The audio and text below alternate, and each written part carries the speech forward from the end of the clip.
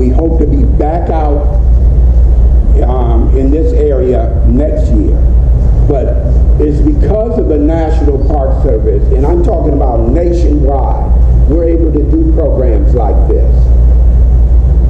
So thank you once again for being here. You could be a lot of other places, both in the Charleston area and maybe watching TV, as this is a big sports weekend, but you decided to come here, and we really truly appreciate your participation in this very important program. Thank you.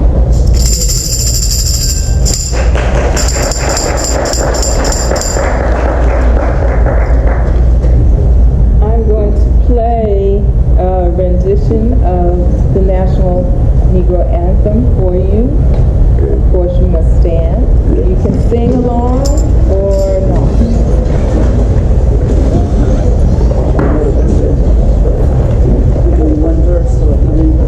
And unfortunately, the internet here is very slow.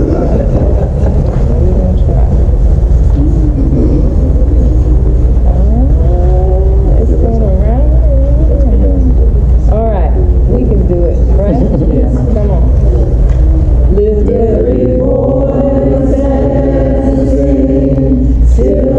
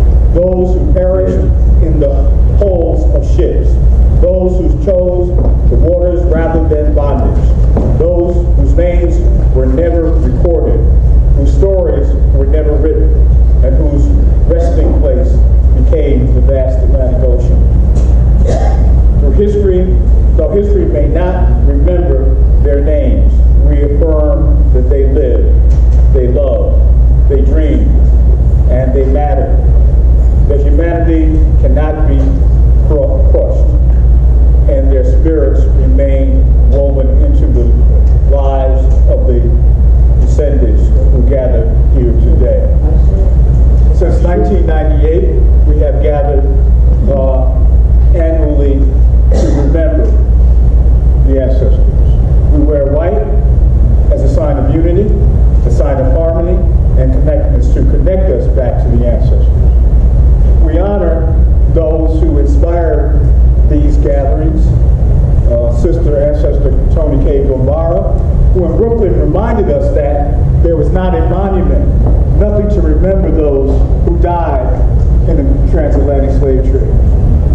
Inspired by that, members of our community gathered and created in 1998 and held the first remembrance here. Why Sullivan's Island? Well, Sullivan's Island from 1707 to 1799 was the first quarantine station, a place where those stolen from Africa, brought here, were quarantined in case there was disease. So we know the history of this place. It's a special place for us, and it's important that as we gather today, we call on the ancestors. We call on their spirit. We embrace their power as we face the struggles that we have today. It is common that we pull together, and I'd ask you to join me in a second call, Harambe. Repeat after me. Harambe! Harambe! Harambe! Harambe! Harambe! Harambe! Harambe! Harambe! Harambe! Harambe! Harambe! Harambe! Harambe! Harambe! Harambe!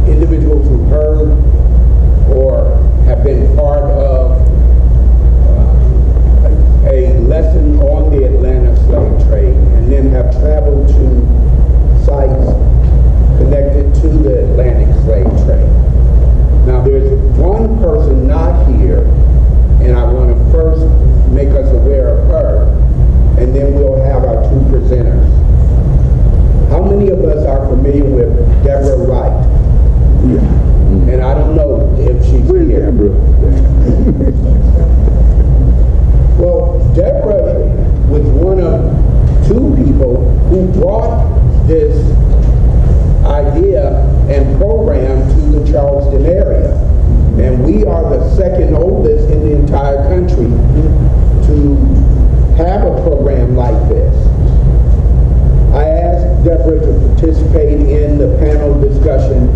She's not a public speaker, but we didn't let her off the hook. And so thank goodness in your program is her remembrance and recollections, her experiences of traveling to some of these sites connected to the Atlantic slave trade. So let's give an applause to Deborah Wright.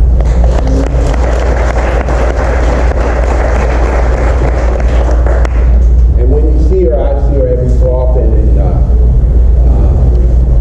grocery stores. You can say, I read your comments about your experience, and thank you. We have two people who are part of the panel who have done so. The Banja Dada, let's see, where do we start? He is still an educator. He teaches at Simmons High School. Philip Simmons High School. And he has traveled extensively in the world. I believe he and I have taken maybe 6 or 7 trips together to Africa. He could have picked a number of places. I told him we don't have enough time, so he's going to share what he can on the Senegambia experience. Is that correct? That is correct. Okay.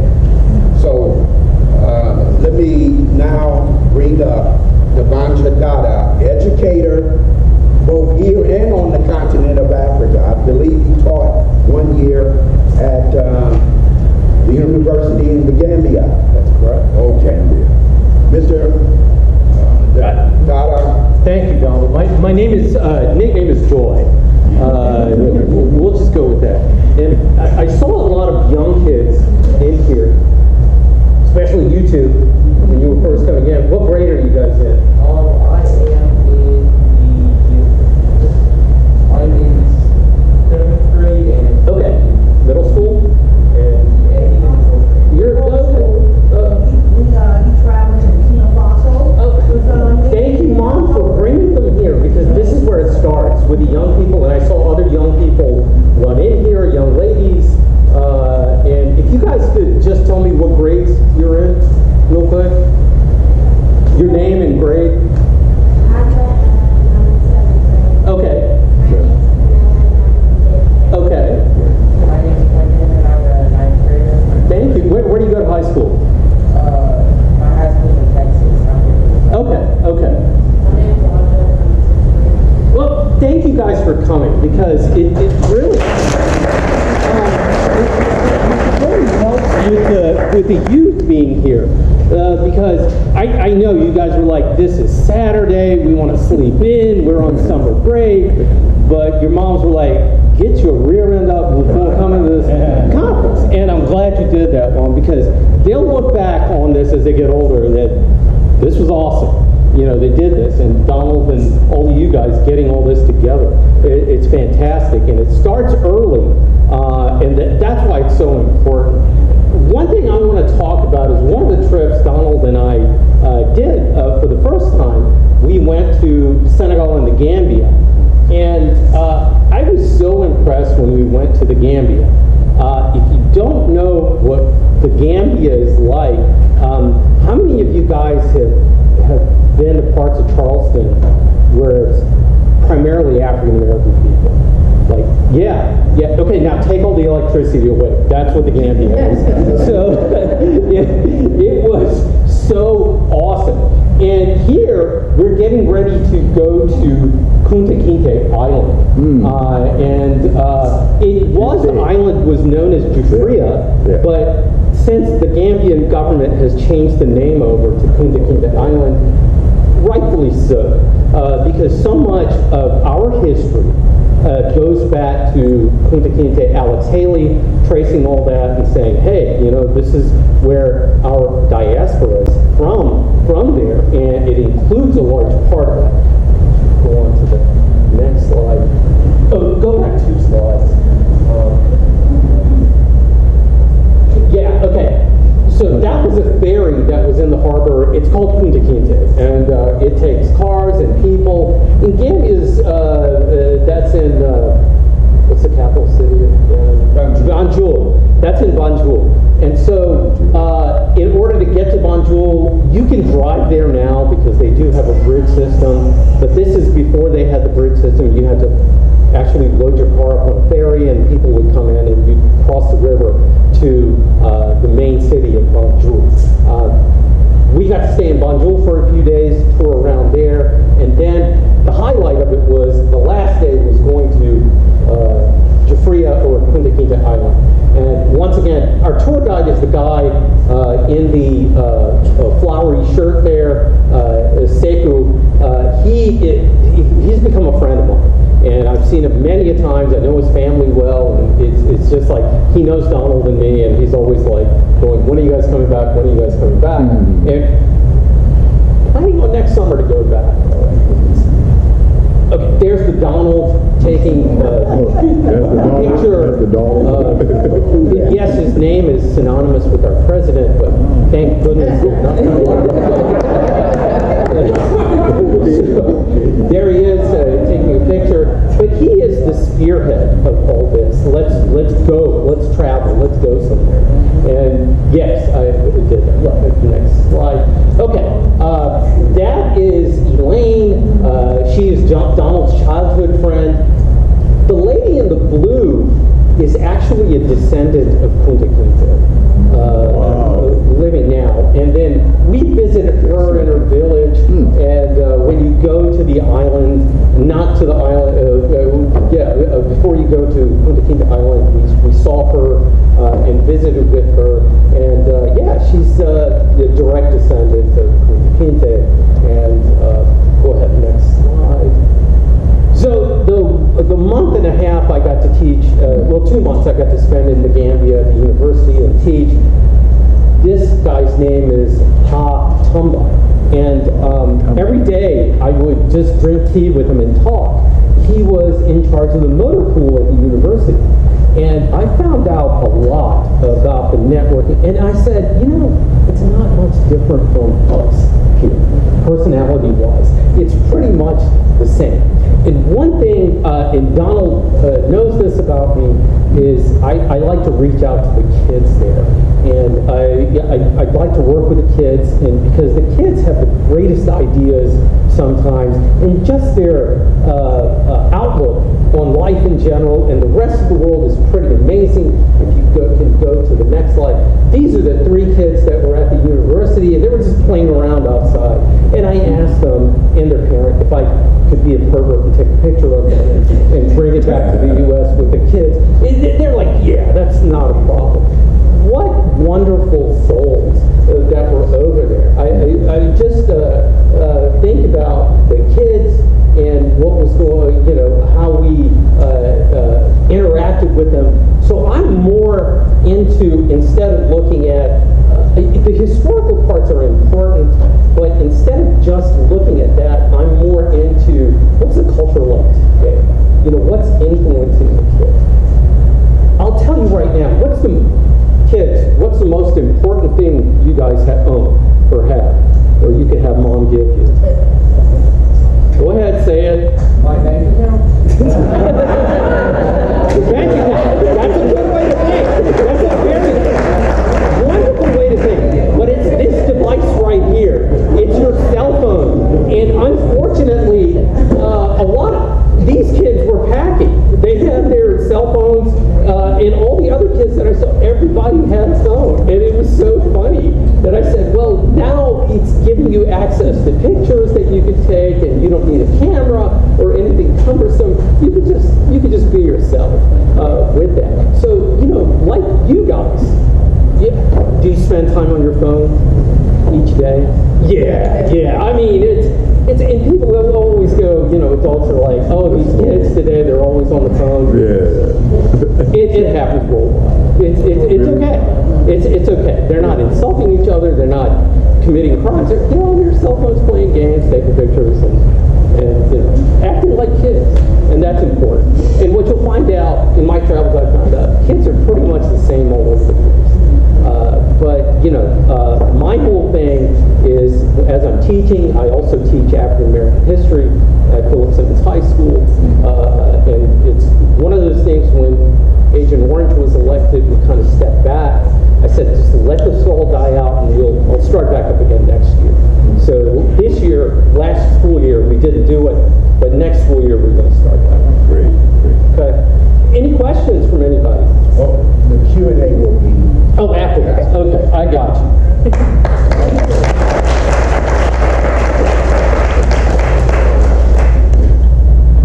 Siobhan Taylor was in the audience a few years ago, and when we went from the auditorium to the beach and then came back to the area in the back, she and I spoke. She wanted to go on one of those trips, and she's going to share with us going to Ghana. She is originally from Beaufort, South Carolina, but live and work here in the Charleston area. If there's anything about a computer, this is the person to ask. But Siobhan is going to share with us that experience in Ghana, including visiting several sites connected to the Atlantic slave trade.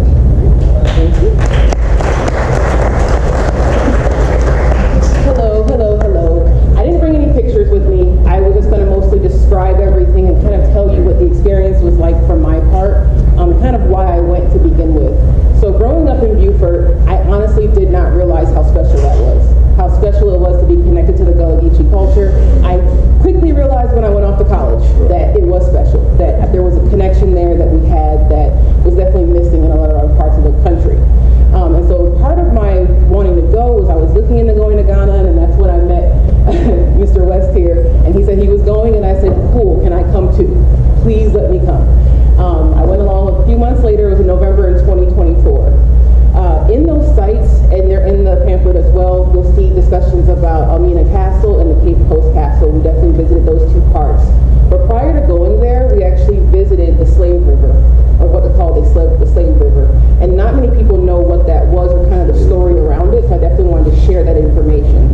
So most of our study while we were there surrounded about the Asante culture, the Asante village, in the area of Kumasi. We visited the Asante Castle, and from there we took a trip down to the Slave River. I did not know at the time that that was actually a lot of the same route that the slaves were taken through. They would go from the Asante River, or the Asante Kingdom area, down to the Slave River. In that journey, it's an hours long drive, so it was a very long journey, very hot. They would get big scrapes, bumps, bruises, cuts. The river was used to clean the slaves up, to basically make presentable for sale. They would make them go into the river, clean themselves off. They would use palm oil on the skin to help cover up some of the blemishes, and from there they would proceed to the castles. We visited the Almina Castle, which is the first castle in Ghana that was built by the Portuguese. I will tell you, I implore everyone to go. It is very heavy, but it's very worthwhile. I'm not a crier, and I immediately broke into tears upon walking onto the site. Of course. It's very heavy, but it's very much worth seeing. You definitely tour the dungeons. You see the door of no return. That's actually at the Cape Coast Castle, the picture that's on the front of the pamphlet. And it's a heartbreaking moment where you realize this is the last steps that many of our ancestors took. That's the last part of Africa they were ever able to touch, and they were never able to make it back. And part of me wanting to go back was to be a descendant who made it back, and to be part of that, and to see the connections of the culture, especially because a lot of our Gullah Geechee culture does come from the Ghanaian region, and I wanted to see that firsthand. And I will tell you, if you are familiar with our Gullah Geechee culture, it's 100% worthwhile to see the connections and how identical so much of our culture is. Going into the Almina Castle, we were shown the male dungeons, the women dungeons, and then we were shown a very, very heartbreaking room that I will warn everybody is very, very heavy. It is the room where they would take the slaves who were sick, who were not going to make it, or the ones who were rebellious. And they would put them in this room. There's no ventilation, no windows, no nothing, and they were put there to expire.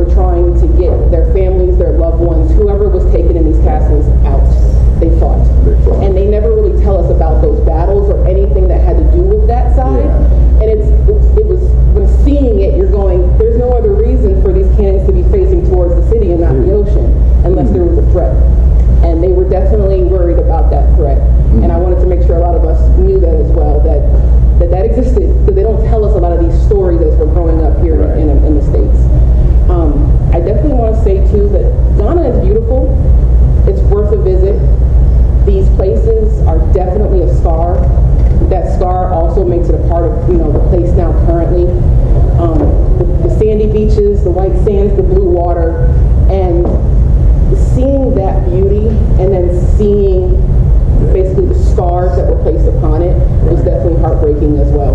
Because when you get there, it's hard to see that beauty and say, this is what we want to do. So how is that even possible? I definitely implore, if he's ever taking another trip, please go with him. It's a very fun trip. You will see him taking many, many pictures in that same exact pose every time. But it's worth it. It's definitely worth it. If you have any questions, of course, I'm here to answer. I do have pictures on my phone. I can show people later. If you want to see the pictures of the room I mentioned where it was definitely very heartbreaking. There are scratches on the walls, things of that nature. You can tell people were desperate to get out. I can show you that. I have no problem discussing all of that, but I kind of wanted to leave it a little bit more, you know, calm for everybody here so that way we don't dampen the mood. But I definitely wanted to definitely implore everybody here to go if you have the opportunity. That's it.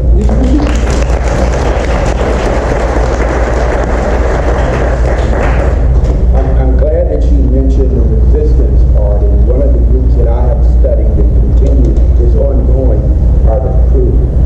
And I hope one day that we might get a member here. I've been exchanging or communicating with an individual who is crew, an ethnic group in the Liberia area of West Africa. But we're going to allow now for an opportunity of Q&A, and then we're going to move to the life part of what the association is involved in with regards to the protect the body. Did you have any questions, anyone? Yes. And please, if you would, give your name. My name is Charles Jenkins. Okay. And I traveled with Ghana back in the 70s on a student study tour. And as she was saying, I've been to Accra, Ghana, where Vita Castro was there.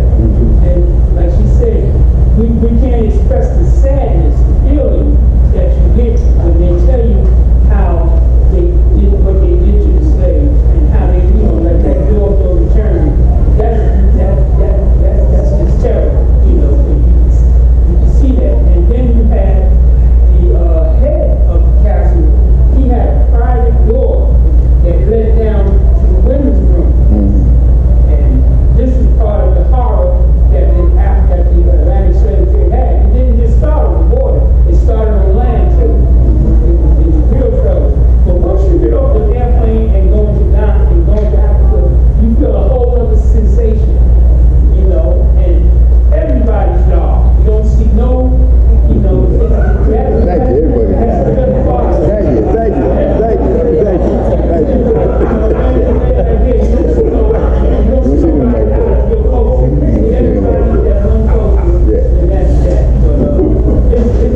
It's a good experience to get that. Go to Ghana, go to Egypt, go to Nigeria. Yeah, Egypt. Thank you. So I would tell everybody, try to do that once in a lifetime. Thank you. Yes. I'm sorry. My name is Jackie Grant. Have been visiting social media platforms. I've been visiting the social media platforms, and I was listening to one in particular where they were offering land. I believe it was in Ghana. And I just thought I'd present the question and hopefully find that to be true amongst the audience. I can tell you that we did visit a couple streets where Americans have moved into.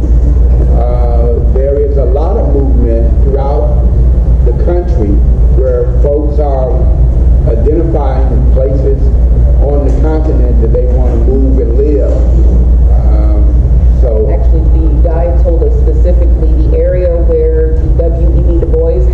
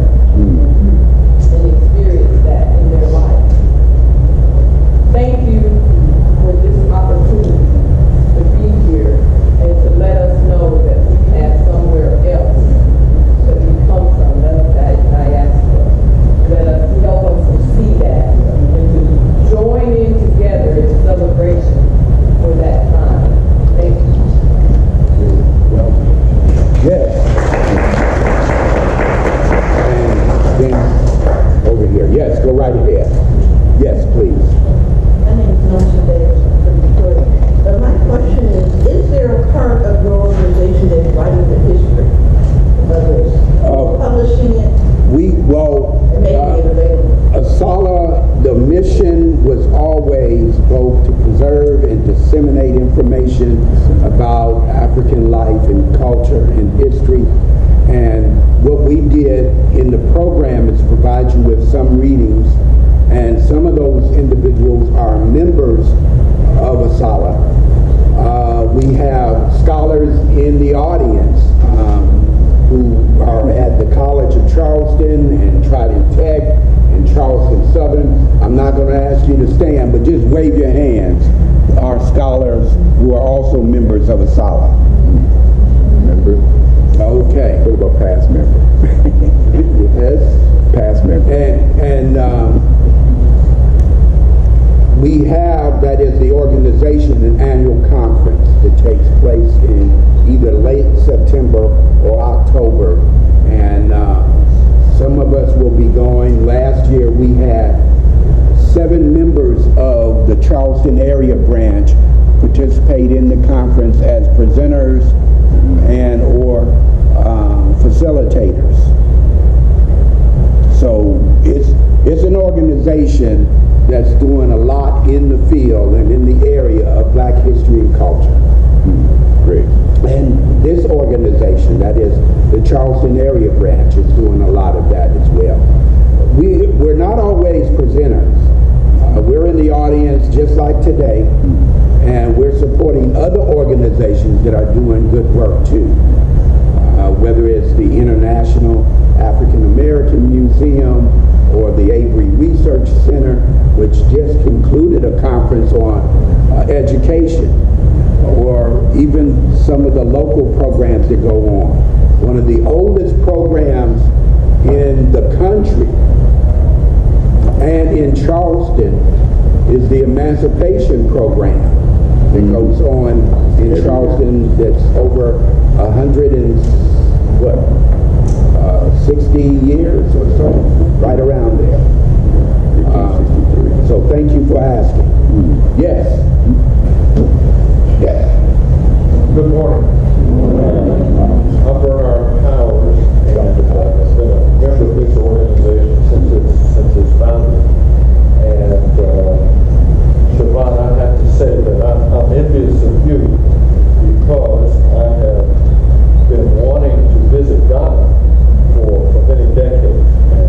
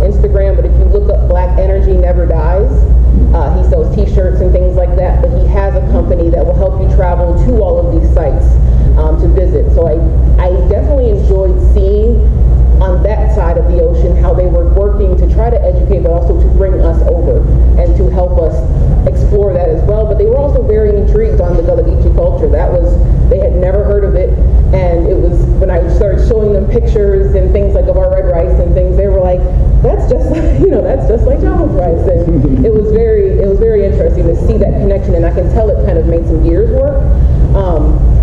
That there is more history they probably need to know. But outside of our guides, we didn't talk to too many people. Not of course deeply. We were going from one place to the next a lot, so we didn't have a lot of time to do that. Yes. Yeah. I was gonna just say that the first time I was introduced to the horrors of the slave trade, I knew about it, learned about it in school and all that, but was when we were in Sierra Leone and when we went to Buns Island from there, and then it just set in me right then and there. Humans are horrible people. And so that's where, I got into the African slave trade and learning more about it. Yeah. And then as Donald took us to other countries in West Africa, we learned more and more, visited other places, and I think that's one of the key things, especially with the younger generation, is go visit these places. Go see how horrible human history is and how it's getting better. And one of the things that I often talk about, and I have it as part of my slide presentation that you all have probably seen in the past, is that I remind us that there are no clean hands. Yeah. And I often put it that way in my presentation. Christians, Muslims, and Jews were all part of this story. But I want to make something clear because I still hear it today. You'll hear people say things like Africans sold their own people. Yeah. And that is not correct. Okay. Africa is a very diverse place. And these ethnic groups saw themselves not as part of the whole continent and as the continent one country, but they saw themselves in the history of their own experience. The language and how they interacted within their own culture is very different and diverse. So that statement, Africans sold their own people, should be discontinued in terms of the use. And I often mention some of the different ethnic groups and how they interacted. That was one of the reasons why I talk about the crew, of which one of the three groups that I have studied a great deal. Just so happened, I walked out with everything I brought with me today and left my computer. No. That's very rare. So I can't show you that, but there are just dozens and hundreds and thousands of different ethnic groups on the continent of Africa. And we should be aware that as some participated in the capture of individuals and marched them to the coast, others fought back. And that we should also be reminded of. We have members who also want to comment, and then all of a sudden we generated a lot of questions. But we're going to have to stop in a little while. Yes, go right ahead. I wanted to say that my first trip to West Africa was to Ghana. When I first trip I took to West Africa was to Ghana. And I was so intrigued with the different groups of people that were there that I came back and learned 2 of the local languages. And I spent a year studying Ghana and Greek. Okay, now there were other languages, but because that was where I landed, those were the languages that I took time to learn. But it was interesting because as long as I was in Ghana, in certain parts of Ghana, that worked. And the reason I bring that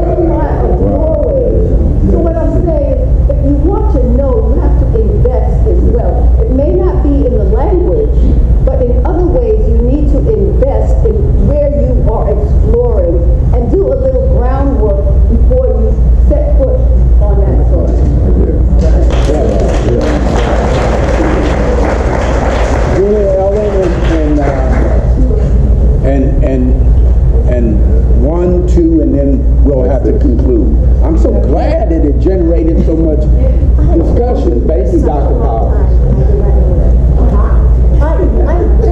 I'm Julia Ellen Davis. Yeah. I lived in Ghana for 3 years.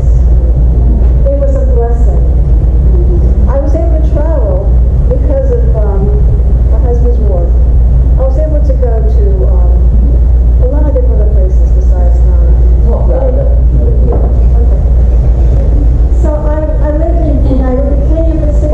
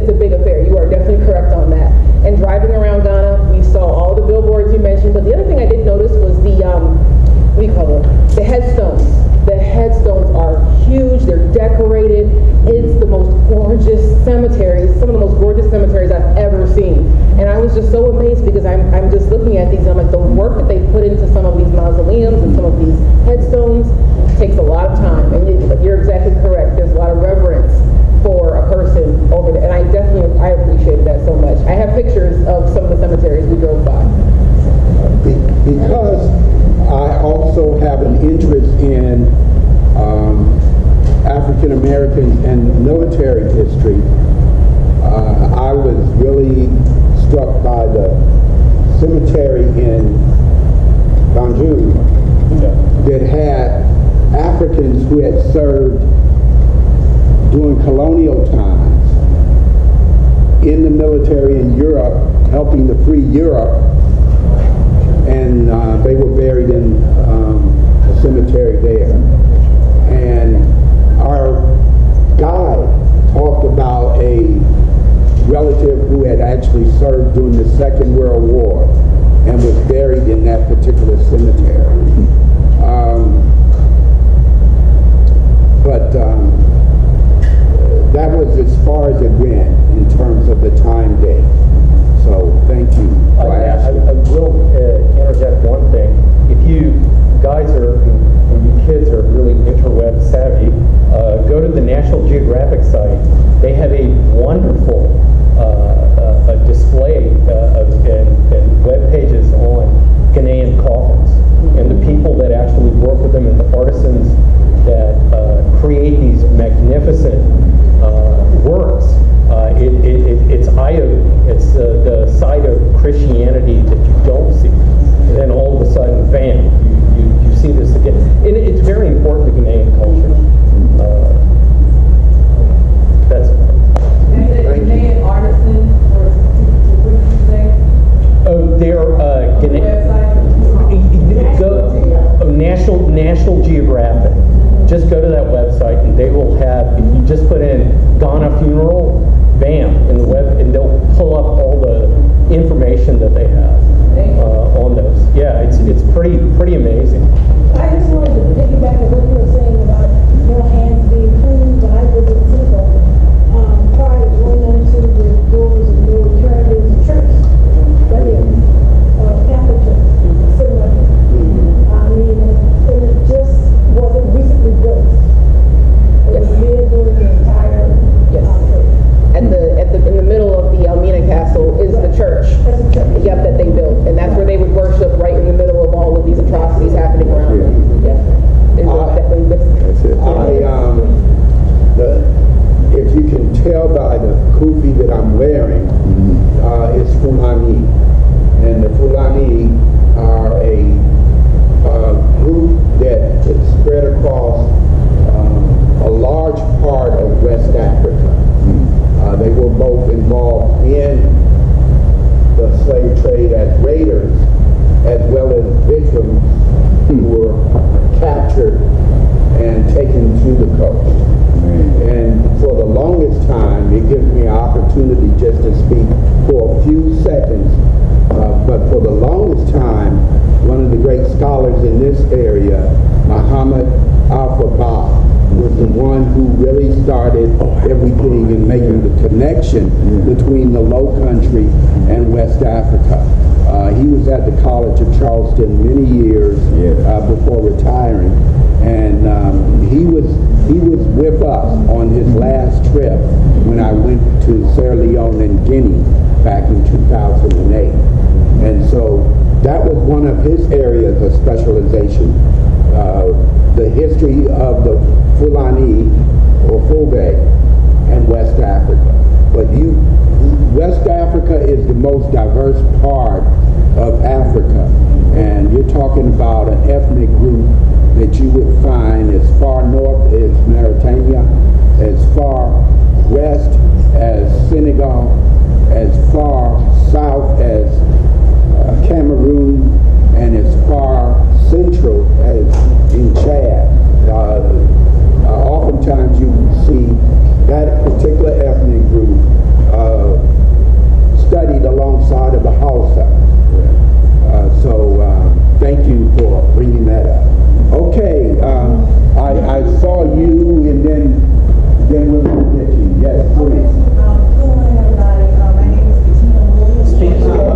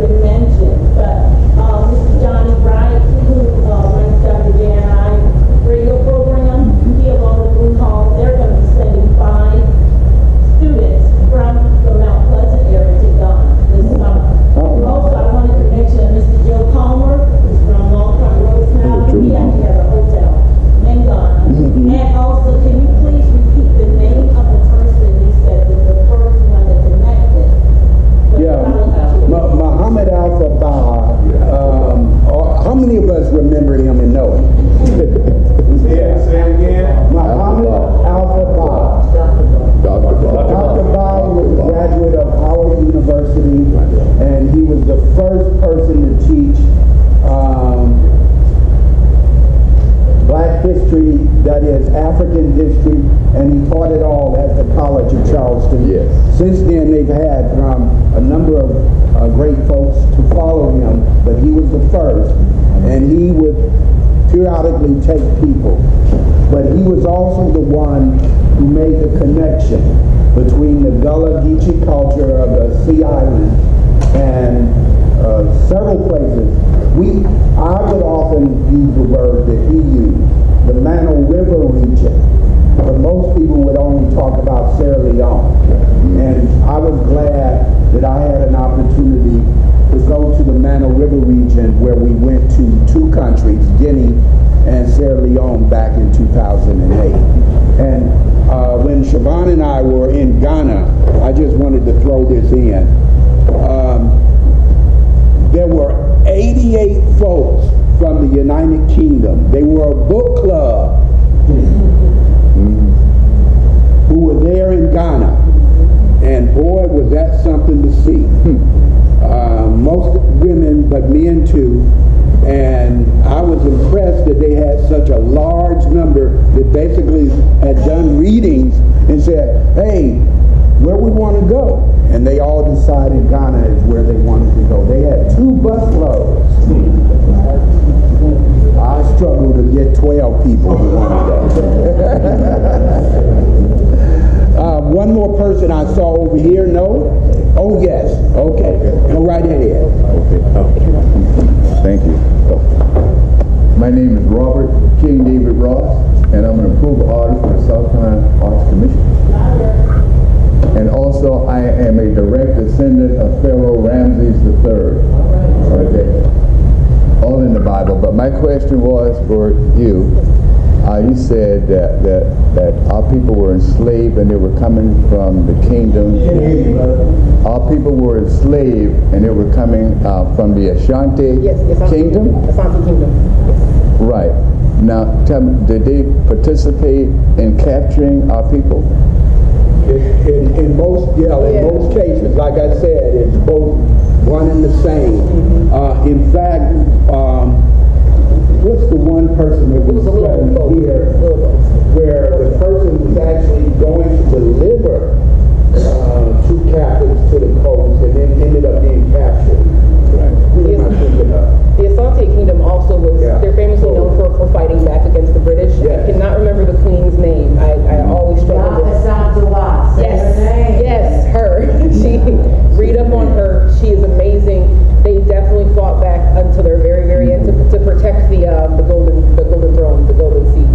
And they still hold it today. Basically, the British were tricked and they got a fake one. They're very still upset about that to this day, so the location is kept secret. And they bring it out every 2 years. There's a big ceremony. It's worth looking up to go. Everybody recommended us to go if we could come back for it, but it's definitely a story worth reading. She needs a movie. 100% she needs a movie. Yes. So it's a little both with them. Okay. Thank you for all of the questions and comments and your interest and for this program today. Now, I said to you that earlier that we identify ourselves as a historical organization of both history and life. Well, just wanted to share with you a little facts and figures, and that is the slave trade itself. In terms of the numbers, we feel that between 10 and 12.5 million individuals were transported to the Western Hemisphere. Only about 4% ended up in what would become the United States. So that's a very small number. And I often tell people one of the reasons why that's so important is that from that less than 5% number, you had on the eve of the American Civil War, the wealthiest and most powerful nation in the world in terms of what slavery provided. That's what the enslaved provided. And that's one of the reasons why there's an emphasis to study it. There were maybe about anywhere from 1.8 to 2 million, maybe even more, who were lost in the Middle Passage. And the chaos created on the continent saw anywhere from 2 to 4 million people lost. So that's a lot of things happening to individuals. Some made it all the way to places like Charleston, which, by the way, had nearly 45% of all of the captives arrive. I figured that. And they got sick and died, and they were buried somewhere. And throughout the Charleston area, we're still finding places. In terms of our organization, and what we also attempt to do is provide leadership and knowledge as it relates to the subject of cemeteries. Now, we have one of our members who's going to come to you now and share. Millicent Green.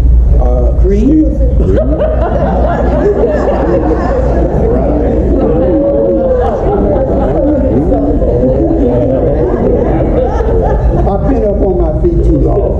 Millicent Brown. Thank you. Millicent Brown is here to speak to us. Dr. Brown is also a teacher at the College of Charleston, and she is very much involved in a very important issue that we are concerned about in this day and age.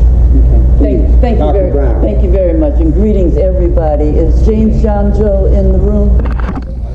Yeah, would you come on down with the material? Thank you. Everybody, I just want to take a few minutes to say, first of all, we hope that we can encourage you to spread the word and become involved yourself in ASALH. The fact that we actually are fortunate enough to have a branch of ASALH right here in Charleston, and we welcome you. We need new people, old people, age doesn't matter, but we need people who care about African American and African life and history and culture, because that's what the organization is all about. So spread the word, first of all, that we exist. I am really happy to say that because ASALH cares about the written history, because the question came about how much is being written. Well, believe you me, for over 100 years, that's what ASALH has really been about, the documentation of our history. But the life and culture part is very alive and well and ongoing. And so see us as an organization that cares about the past, but we care about the present and obviously the future as well. Some of you will have been like me, one day opened up a newspaper about a year ago and found out that the College of Charleston had decided, and it was not new to them, but new to the public, that they wanted to build a dormitory, a residence hall, on top of what we know to be one of the oldest burial grounds, where literally thousands of bodies have been buried. This is right at 106 Cumming Street. The cemetery that is being threatened by this proposed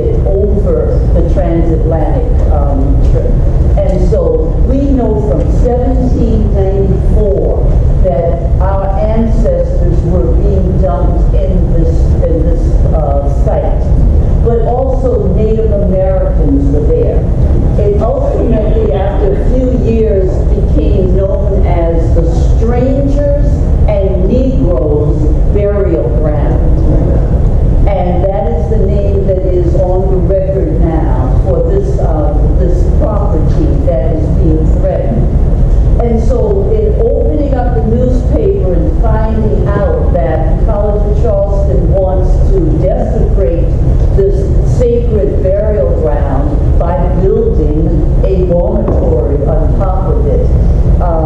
Several people got together, just regular citizens like you, and we finally came up with a name we call Protect and Respect the Bodies. If you will go online, you can find a website that has been created. There is also an email address, protect and respect the bodies @yahoo.com. James John Joe, who is a part of this effort, he's a part of ASALH, and he's a part of Protect and Respect the Bodies, is coming forward. He is going to make sure that we have some cards that give you this website, give you this email, so that you will have something to take with you after today. I need to say, James and I finally got together and created a commentary that was published in the Post-Emporia on yesterday. It tells a little bit more about this crisis. But we just want to say to you, it is one thing to come and to see us in all our beauty every year, to come and give honor to our ancestors, the ones that did not make it. But folks, you can't give honor once a year. We are talking about literally right now in our faces, there is a move by people to absolutely destroy a sacred burial ground where the estimate is there may be as many as 14,000 bodies buried. There is much inquiry going on. What will happen on that site has a lot to do with laws and regulations about disturbing burial grounds.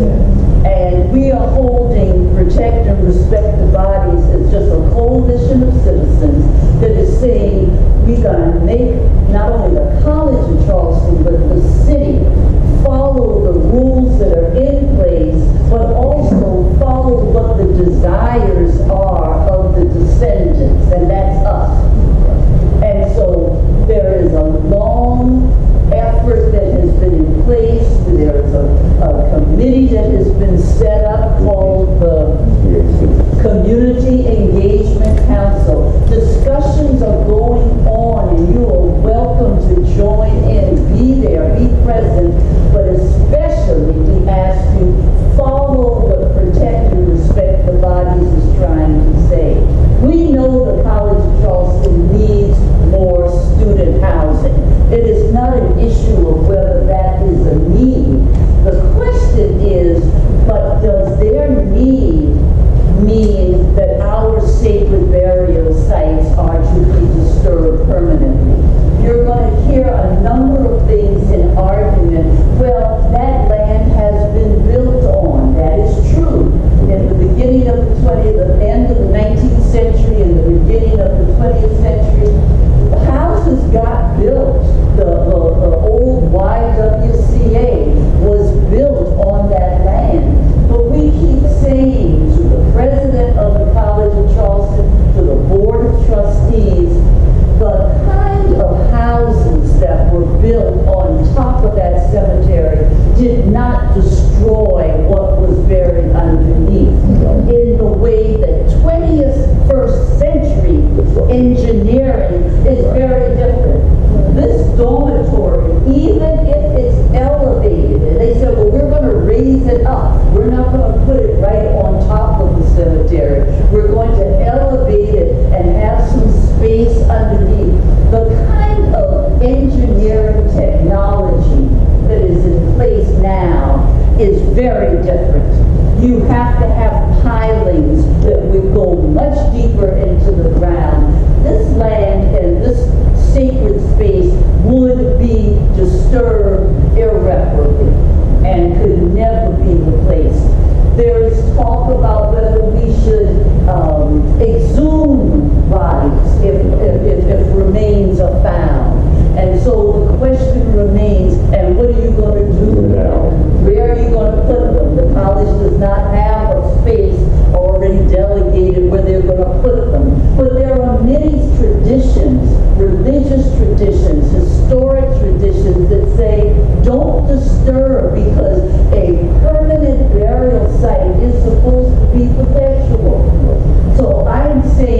These are issues that are being discussed. No one person has the answer as to what will happen, but hopefully this group here today is on the side of honoring, respecting, and protecting our ancestors.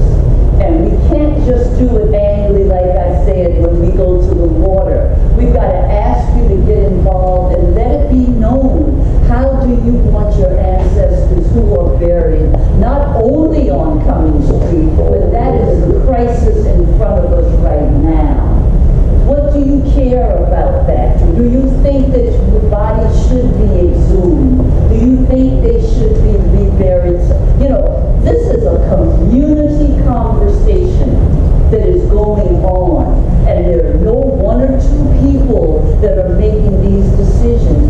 The entities, the law bodies, the state, the county, the city, the college, they all have rules they must follow. And one of the biggest rules is they have to listen to descendant communities, and that's us. And so you got to show up, you got to ask questions. We will talk with you more about any of this, but we want you to understand this is how we honor our ancestors, and we have to protect them in whatever way that forms out. I will answer any questions. James can answer questions, but we just need to say to you, you belong to networks.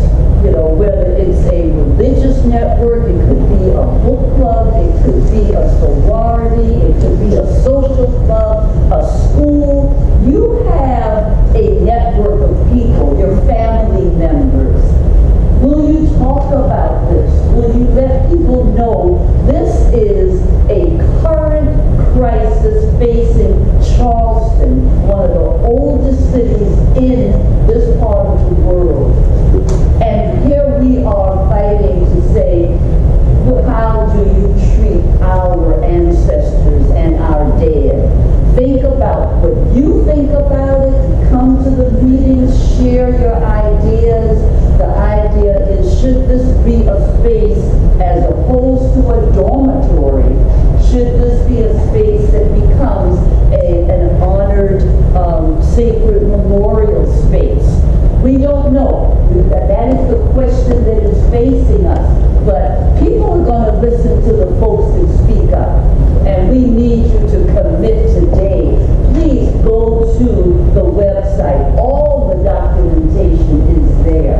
What has been found about this site is all online. And we are working with people that know archaeology, know history, know culture, know religion, know African traditions. All of these are people at the table.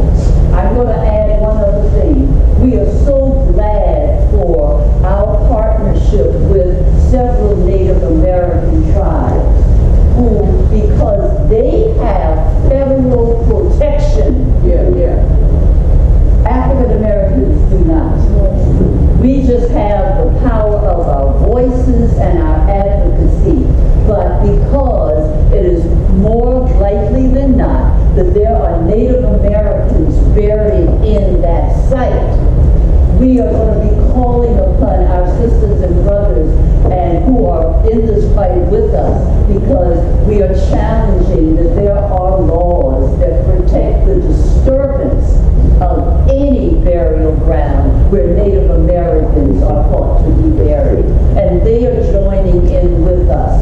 They were so frustrated that the College of Charleston has not been working with them, not been, I don't care what you read in the paper, it is not true. They have not been consulted in a respectful manner, and it was said at a meeting just the other day by one of the chiefs of one of the tribes out in Oklahoma that said, if you will not consult with us and respect us, we will claim that whole burial ground as being a Native American. So they are helping us with the federal laws that are in place that we don't have. But we have our voice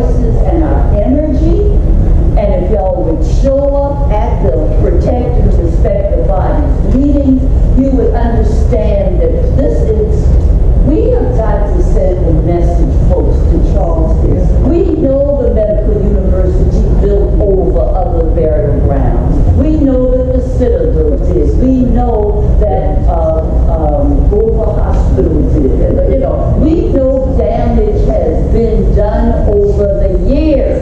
We know that. But sisters and brothers, because you did wrong in the past, what?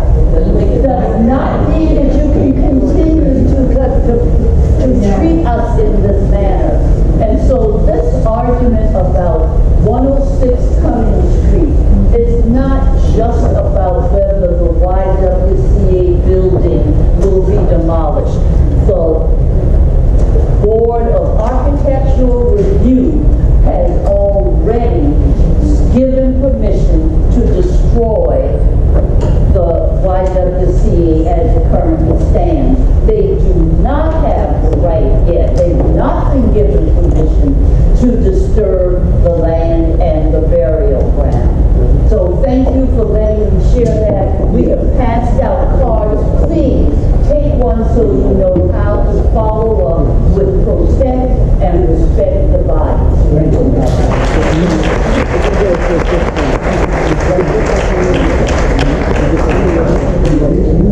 See, some of our leadership is of a certain age, but we also have young people who are part of our leadership. And James is the coordinator of our Freedom School project. Okay. Please know that I only took that much time because we had decided we wanted to limit a little bit of the time that we're going to be outside in the heat. I wasn't just talking. I was told that I could have a few minutes to do that. But if there are any other questions, please, James or any of us will be glad to talk to you about the technical exercise. Okay, let me tell you what we're going to do. Now, we're here on a very, very hot day. We have water, and because of the work, the renovation and the restoration work that's going on in this direction, we're going from here to the beach. And we're going to have water out there. But I want us to keep things short.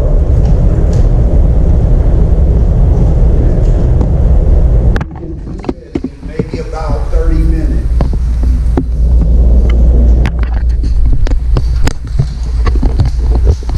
And then when we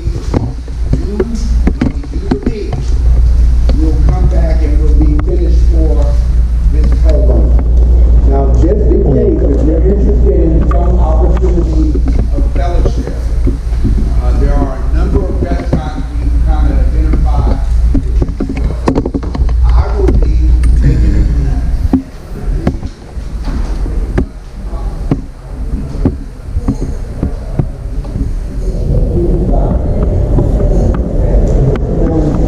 Dorchester, Charleston. Did you have a question for us? I wanted to make sure that everybody knows that there is the only water fountain is on you leave the building and turn just to the left, next to the restrooms. Yes. Highly, highly encourage that anyone who needs to get a drink of water before you're outside to do so at that site. Yes, out this way, please. Thank you for coming. Thank you very much. Put your hands together for the work done. Come on now. It ain't easy. We weren't here last year, and they got good AC, so we got to give them the props. Thank you, Osama. Let's get to the water. Bathrooms are to your left. You can enter either way. We will still convene outside. Thank you. Yep.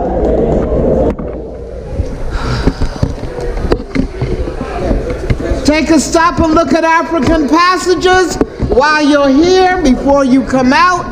Michael Allen has put in a lot of work to get that done. Look to your right when you come out the door. You're in African passages right now. Do a quick leap before you go out the door. Do a quick turn.